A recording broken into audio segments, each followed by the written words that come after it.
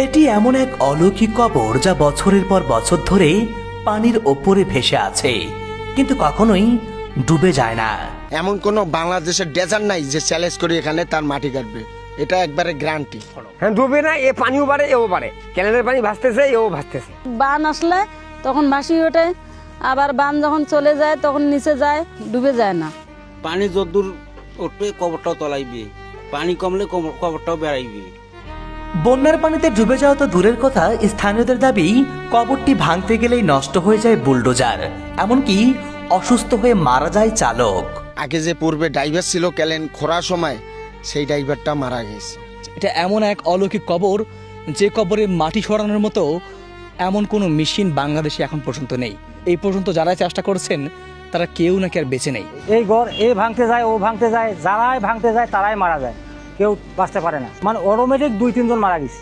এত বড় মানে আল্লাহ হেকমত দিয়েছে তাদের মধ্যে। কবর তো বহু হাজার আসলো না, তো মনে কর সবে উঠি ফেলাইছে, ওই কবরটা উঠিয়ে দিতে পারেনি ডোজার। এই কবরের নাম করে যারা টাকা তুলে নিজের পকেটে ভরেছে তারা কেউ পার পায়নি। কেউ অন্ধ হয়েছে, কেউ চিরতরে পঙ্গুত্ব বরণ করেছে, আর কেউ বা নির্মম মৃত্যুর কোলে ঢলে পড়েছে। এদের টাকা যে খাইবে তাই ভাই কানা আইবে মরি যাইবি, টাকা উড়িছিল তাই সবাই মরি গেছি। ওই যে কবরে যে টাকাটা খায়, এরা টাকা দেয় ওরা টাকা দেয়, এই টাকাটা খাওয়ার পরে ওই মানুষটা এমন করে নষ্ট হয়ে যায়, তারা এখনো অন্ধ হয়ে বেড়াইতেছে। আল্লাহর খাস রহমত আছে, যার কারণে কবরটা নষ্ট হবে না। যারা ভাঙতে যাবে তাদের যে কোনো একটা তাদের দুর্ঘটনা ঘটে যায়। এই কবরকে ঘিরে এলাকায় তৈরি হয়েছে এক চাঞ্চল্যকর পরিস্থিতি। কিন্তু যে কবরকে ঘিরে এত রহস্য, সেই কবরটি আসলে কার কবর? কেন কবরটি ডুবে যায় না? কিভাবে তা ভেসে থাকে? আর কেনই বা আজ অব্দি কবরটি কেউ সরাতে পারেনি? কি এমন অলৌকিকত্ব আর রহস্য লুকিয়ে আছে এই কবরের পেছনে? তা সরজমিনে দেখতেই আমি হাজির হয়েছি নীলফামারীর মাটিতে।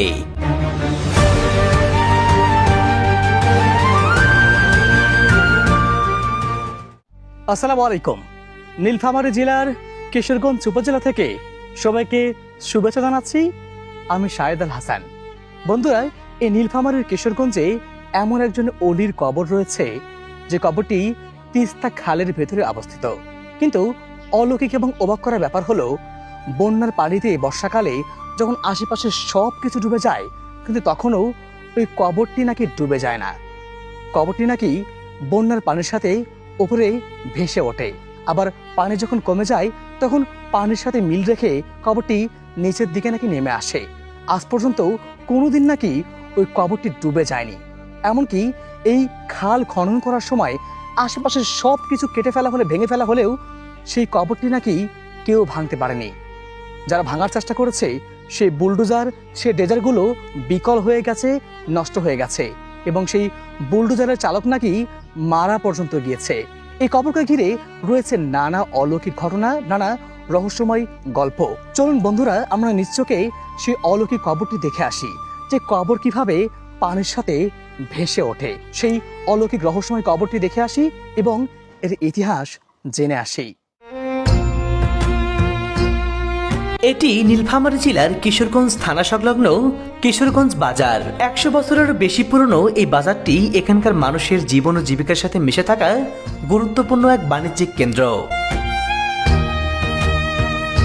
আর এই কিশোরগঞ্জ বাজার থেকে ভাসমান সেই অলৌকিক কবরটির দূরত্ব প্রায় 2 কিলোমিটার।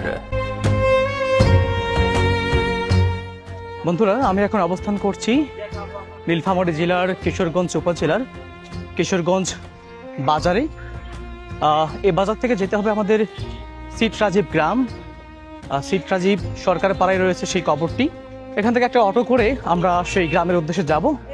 তো চলুন আমাদের সাথেই থাকুন এবং আপনাদেরকে নিয়ে সেই অলৌকিক কবরটি ঘুরে দেখে আসি। বন্ধুরা, কিশোরগঞ্জ বাজার থেকে একটি ব্যাটারি চালিত ভ্যানে করেই আমি রওনা দিলাম সেই কবরটির উদ্দেশ্যে। চলতে চলতে জানিয়ে রাখি এখানে আসার সহজ ঠিকানা। বাংলাদেশের যে কোনো প্রান্ত থেকে কবরটি দেখতে আসতে হলে আপনাকে প্রথমে আসতে হবে নীলফামারী জেলার কিশোরগঞ্জ বাজারে। এরপর সেখান থেকেই অটোরিকশা করে চলে আসতে হবে সিটরাজীব গ্রামে। আর কবরটি এই সিটরাজীব পশ্চিমপাড়া তিস্তা খালের ভেতরেই অবস্থিত। অবশ্য এই কবরটি অত্র এলাকায় দেবা হাজির কবর নামে এতটাই বেশি আলোচিত, স্থানীয় যে কাউকে জিজ্ঞাসা করলে আপনাকে পথ দেখিয়ে দিবে। আর সত্যি কি ভেসে ওঠে কবর? সত্যি বেশি ওভার গাড়ি অঞ্চল আনি ভাঙ্গির এত চেষ্টা করছে, ভাঙ্গির পায় না। ওটা যেন কি একটা নজর আছে।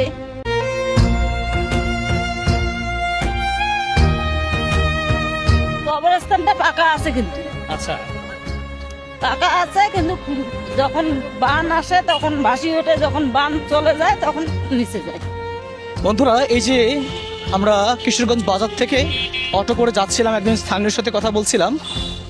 উনিও বলছেন যে এই কবরটা বন্যার সময় ভেসে ওঠে, আবার বন্যার পানি যখন নেমে যায় তখন কবরটা নিচে নেমে আসে। অর্থাৎ তিনি যেটা বলছেন যে এই কবরটা নাকি কখনোই পানির নিচে তলিয়ে যায় না, একেবারে খালের মাঝখানে কবরটার অবস্থান।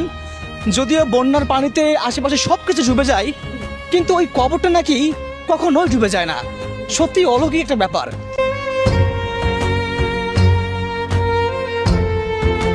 মানে কবরটা আসলে কার?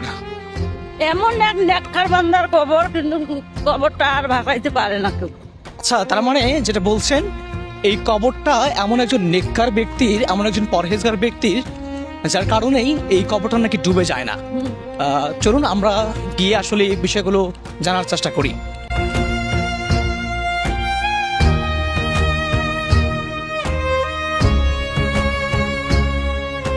স্থানীয়দের মুখে কবরটি সম্পর্কে অলৌকিক কথাগুলো শুনতে শুনতেই পথিমধ্যে এমন একজন মানুষের দেখা পেয়ে গেলাম, যিনি ওই খাল খননের সময় নিজে উপস্থিত থেকে সব কিছু দেখেছেন।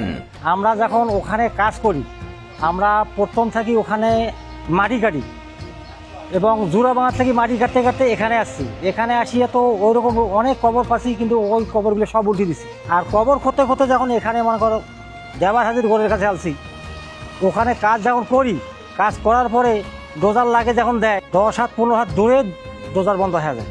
আর বন্ধ হওয়ার পরে তখন আমরাও চিন্তা করি এই কবরটা কার, এই কবরের ওয়ারিশটা কারা।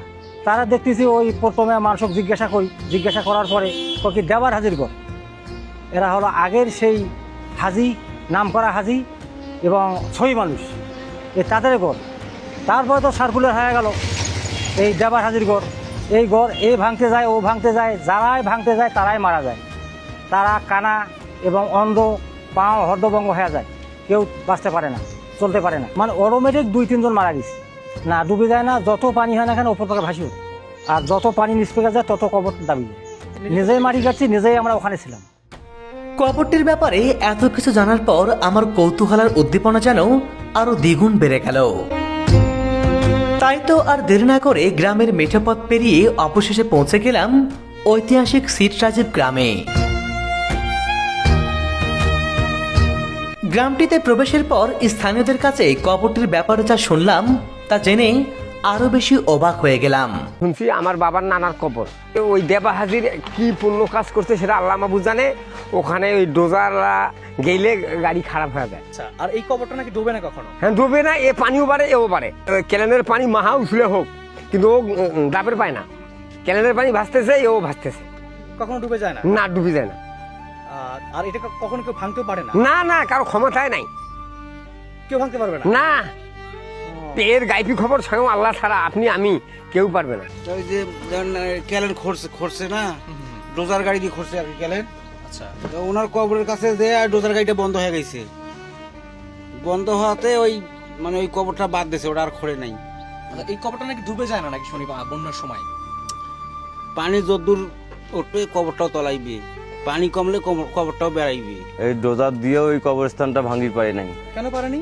আল্লাহর হুকুম, আল্লাহর কুদরতি। কবর তো বহু হাজার আসলো না, হ্যাঁ, তো মনে কর সবে উঠি ফেলাইছে, ওই কবরটা উঠে দিতে পারেনি ডোজার। এ কবর কখনো রোকবে না, আর আমার জানা মতে কবর নষ্টও করতে পারবে না। আল্লাহর খাস রহমত আছে, যার কারণে কবরটা নষ্ট হবে না। যারা ভাঙতে যাবে তাদের যে কোনো একটা তাদের দুর্ঘটনা ঘটে যায়। জানা গেছে যে গাড়ি চালক করছে, তার মুখ দিয়ে নাকি বেলে অক্তও ছড়ছিল। এবং এই ঘটনাগুলো সত্য? সত্য।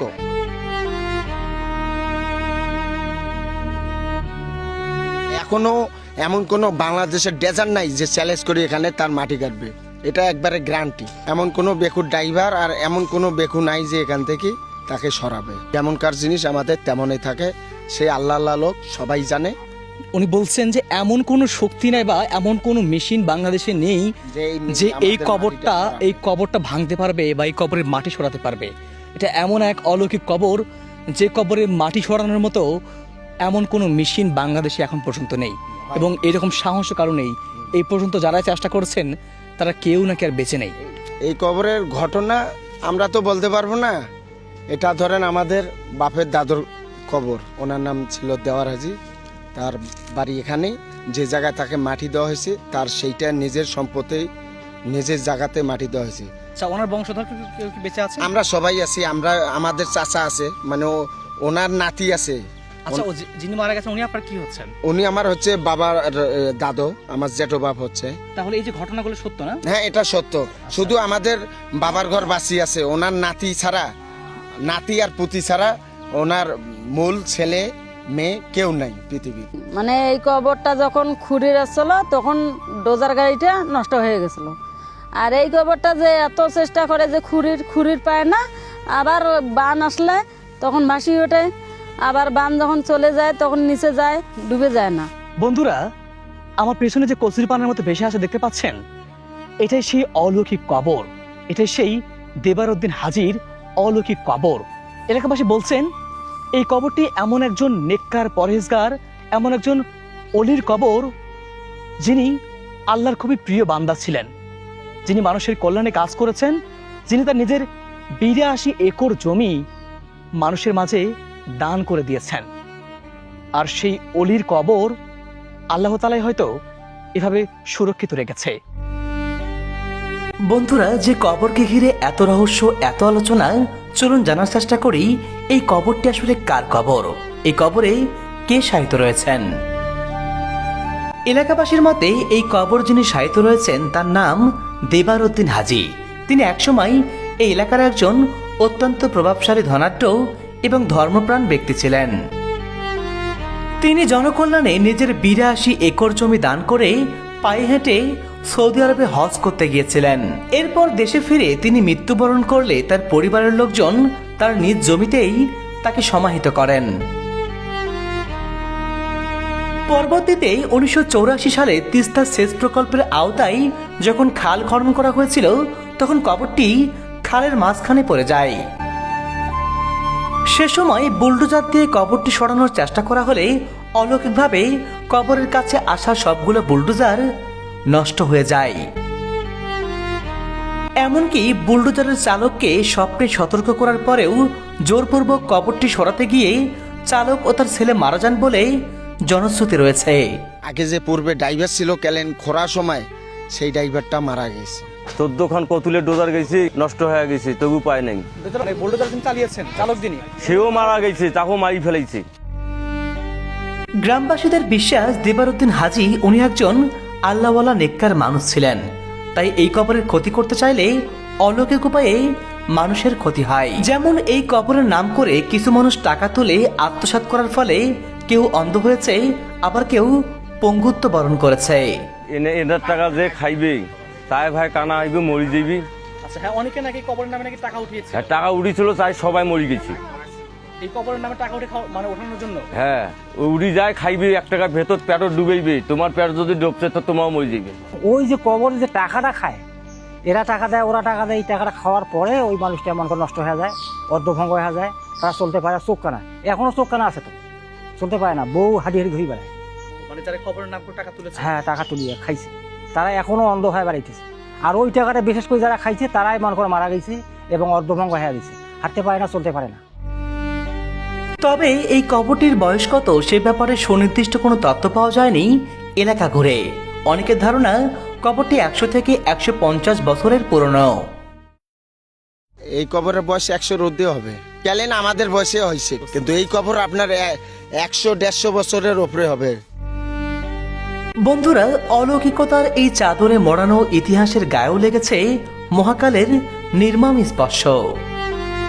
খালের পানির অবিরাম ধাক্কায় শতবর্ষী এই কবরটির এক পাশের ইটের গাঁথনি ক্ষয়ে গেছে।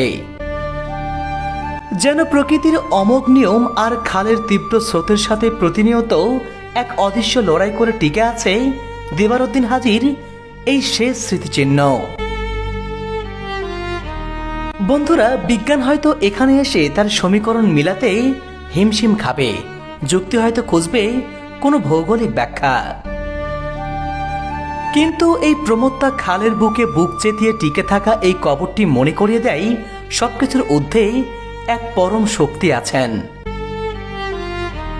যিনি জীবদ্দশায় নিজের সবটুকু সুখ 82 একর জমি বিলিয়ে দিয়েছিলেন মানুষের কল্যাণে, আর স্রষ্টাকে পাওয়ার আশায় পায়ে হেঁটে পাড়ি দিয়েছিলেন মরুভূমির তপ্ত বালুপথ। তাই আজও শত বছর পরেও যেন প্রকৃতি তাকে পরম মমতায় আগলে রেখেছে। দুনিয়ার কোনো আধুনিক প্রযুক্তি যাকে স্পর্শ করতে পারেনি, খালের তীব্র স্রোতও যাকে ভাসিয়ে নিতে পারেনি। আসলে মানুষ মরে গেলেই সব শেষ হয়ে যায় না। যারা আল্লাহর প্রিয় বান্দা হয়, যারা মানুষের মনে জায়গা করে নেয়, এই পৃথিবীও তাদেরকে ভুলে যায় না।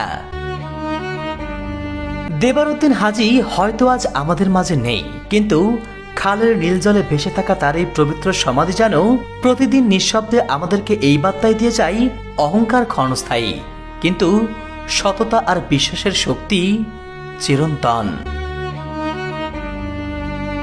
মাটির মানুষ মাটিতেই মেশে, কিন্তু কিছু মানুষ প্রকৃতির বুকেও অলৌকিক গল্প হয়ে বেঁচে থাকে যুগ থেকে যুগ, অনন্তকাল।